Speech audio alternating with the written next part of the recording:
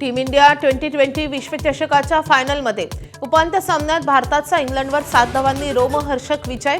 संजू सॅमसनची पुन्हा एकदा स्पेशल खेळी, तर इंग्लंडच्या बेथेलचं शतक वाया।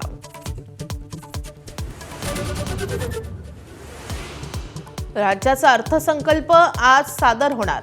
अजित पवारांच्या निधनानंतर मुख्यमंत्री फडणवीस अर्थसंकल्प मांडणार। आर्थिक विकास दर 7.9% राहण्याचा अंदाज। तेलंगणाचे राज्यपाल जिष्णू देव वर्मा यांची महाराष्ट्राच्या राज्यपालपदी नियुक्ती। राष्ट्रपती द्रौपदी मुर्मूंकडून 9 राज्यांच्या राज्यपालांची नियुक्ती।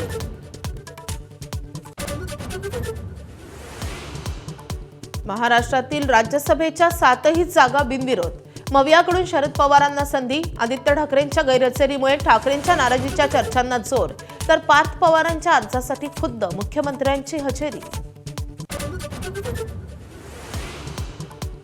शिंदेंच्या शिवसेनेकडून लाडक्या बहिणीला राज्यसभेवर संधी। ज्योती वाघमारेंच्या वर्णीमुळे अनेक जण नाराज। राहुल शेवाळे, अडसूळ, शायना यांचे कीर्तिकरांना मागे टाकत वाघमारेंची बाजी। बहुप्रतीक्षित धर्मांतर विरोधी कायद्याला अखेर राज्य मंत्रिमंडळाची मंजुरी।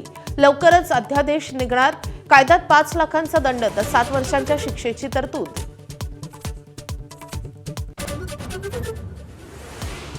वाशिम जिल्ह्यात 10वी आणि 12वीच्या परीक्षेदरम्यान झालेल्या कॉपी प्रकरणी 22 शिक्षक निलंबित।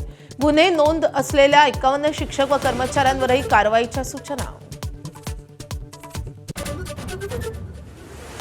भारतीय हवाई दलाचं लढाऊ विमान सुखोई 30 MKI कोसळलं।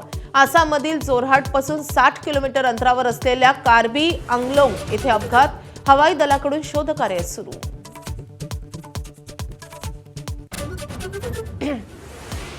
खामेनींच्या निधनानंतर 5 दिवसांनी भारताकडून शोक व्यक्त। परराष्ट्र सचिव विक्रम मिस्री यांनी दिल्लीतील इराणी दूतावासाला भेट देऊन शोक व्यक्त केला, तर एस जयशंकर यांची इराणी परराष्ट्र मंत्री अराघची यांच्याशी चर्चा।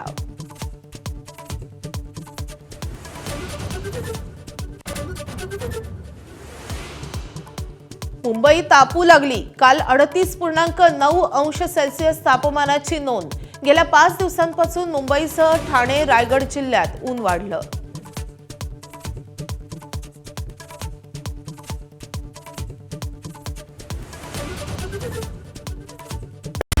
Headlines brought to you by Chitale बंधू।